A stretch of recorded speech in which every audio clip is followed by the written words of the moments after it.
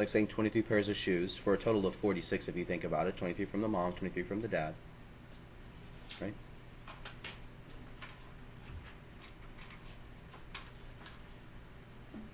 The karyotype. It is a metaphase picture.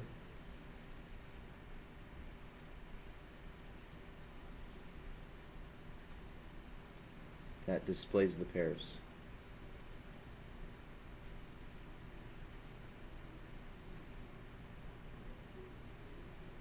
Of chromosomes. Metaphase, because metaphase is a time and place in which everything is condensed down. So you're like, why metaphase? Why not anaphase? Well, because they're splitting at that time. Metaphase is a condensed form.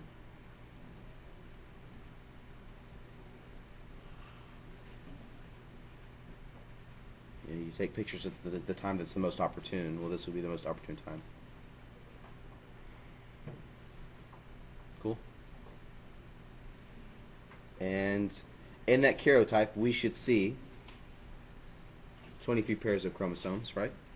And in each pair, how many chromosomes are there? Kind of just, I want to know what the word pair means now. 2. So I could say that the 2 chromosomes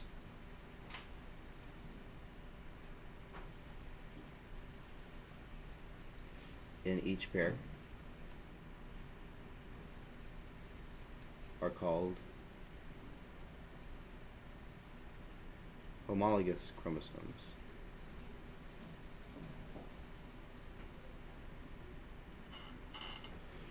So like my boots would be homologous shoes. My sandals would be homologous shoes.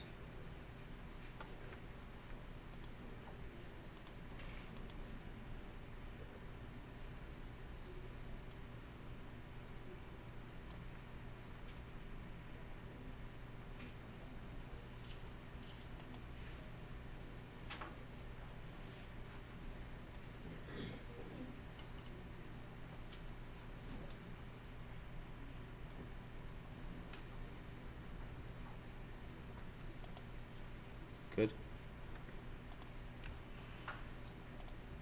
Now hopefully we remember from the book. There's this lovely picture. Hey, so good. Now it says sister chromatids there, and let's not freak out about the term sister chromatids right now. I don't even want to go there. I want you really just to imagine that this is one piece and this is one piece. These are going to be homologous chromosomes. Now how many of these guys do you have? You have 23, right? They show you, I think this is the X and the Y at the end. I can't see that far away. But, yeah, X and Y right there. Cool. Well, what does that mean, actually? X and Y. Up away. Yeah, up away. If it was X and X, it would be girl. And then there's some different variations, like XXX and then XXY. And we'll talk about those genetic variations in, like, a different chapter. But for now, like, we could agree that at least you've got 23 pairs, right? This is saying you have 23 pairs of shoes. Which means in each pair you have to have 2 shoes. So if you got this one specific chromosome right there from the dad, where did this one have to come from?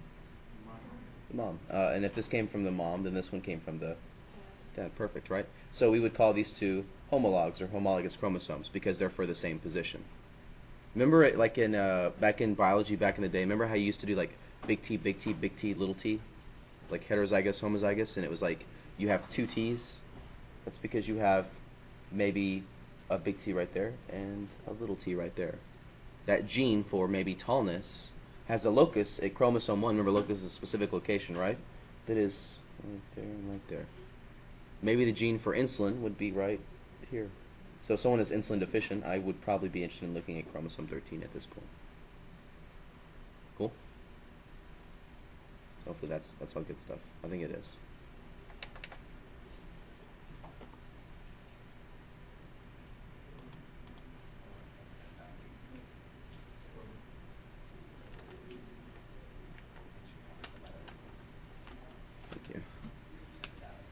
Okay, let's talk about the sex chromosomes, which we know as being X and Y, correct? If you are a female, and we'll at least just talk about humans right now, female would be XX, and male would be X and Y. So that means that your mom is XX and your dad is XY. So if you're a boy or if you're a girl, it doesn't really matter. Who do you put the blame on, the dad or the mom? The dad.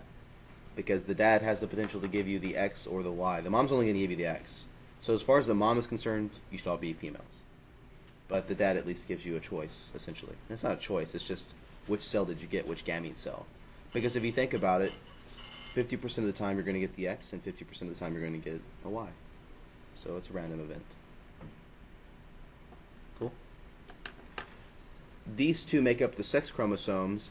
We do know that there are autosomes, which are the non-sex chromosomes. And how many pairs of those should there be? 22. Perfect. 22 pairs. Because your 23rd pair is the sex chromosomes. These autosomes do not obviously determine sex. Cool? Very logical. Now, those two chromosomes that are the sex chromosomes aren't just sexual like chromosomes. They just don't like determine like if you have this or that, and you know what I'm talking about. They also sometimes determine like features like eye color. And there's plenty of other features that are determined by your sexual chromosomes. And you might have heard of like sex-linked chromosomes or sex-linked genes before. No? Well, we'll explore that in this class as well. Like why, what it means when some of your genes are located on the X or the Y chromosomes.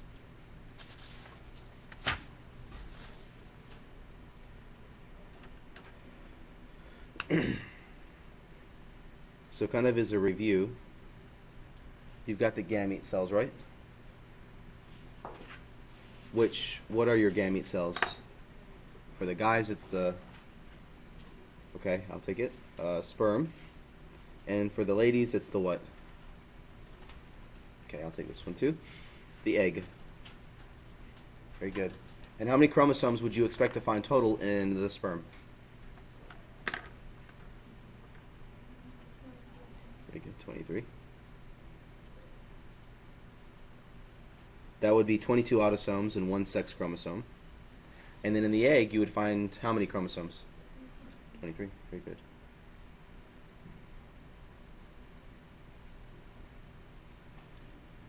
Now, if those two fuse together, which means, you know what that means. If these two happen to just show up at the diploid and haploid's referring to the sperm or the egg, diploid's referring to basically every other part of your body. Good? A haploid cell has just one single set. This has two sets. Your diploid number is 46. Your haploid number is 23. Haploid is for egg. It's for sperm. Diploid is basically for zygote. And basically all of body, with the exception of the sperm and the egg cells.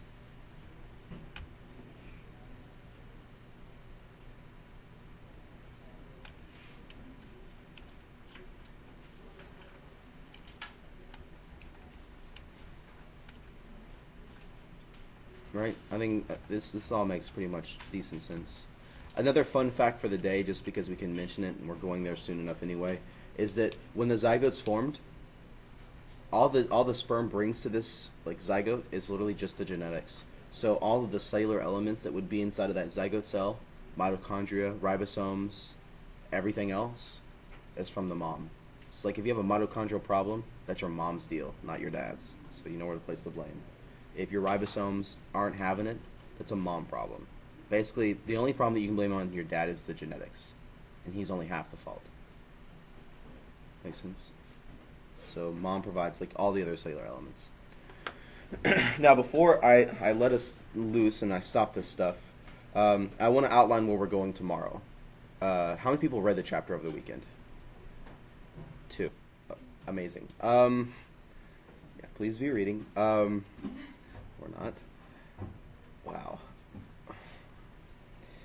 Well, regardless, for the 2 of you that read, you probably are familiar with some of the terms I'm about to go over now.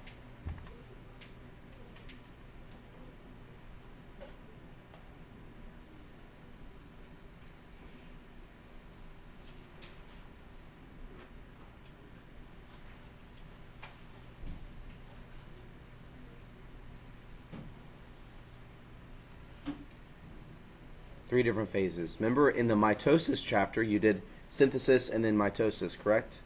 And now you're doing 2 meioses, or meioses, however you want to say it. This is like doing, in a way, it's kind of like doing mitosis. Now remember, what happened in DNA synthesis? Remember, you doubled the DNA, right? And then in mitosis, you just did 1 mitosis, and you brought it back down to a state of normalcy. You brought it up to 92, you divided it, now you have 46, which is what you had initially in that first cell, right? So remember, in mitosis, you're doing original cell, splits into 2, but they're genetically identical. You've cloned the cells. In meiosis, though, we've got to do 2 splits, because we got to take this 92 down to 46, and then this 46 down to 23. So we need 2 splits. Right? And I'm going to write down just like 2 key terms, and then I'll leave it alone. In meiosis 2, just like mitosis. So if you want to know about meiosis 2, and we're in chapter 13, by the way, go back to chapter 12. Do you know what chapter 12 was? Mitosis. So if you want to know about meiosis 2, you just have to read mitosis chapter, and there it is. For meiosis 1, this is a little bit different. This is where everything is different. It's way different from meiosis 1. I'm sorry, different from mitosis.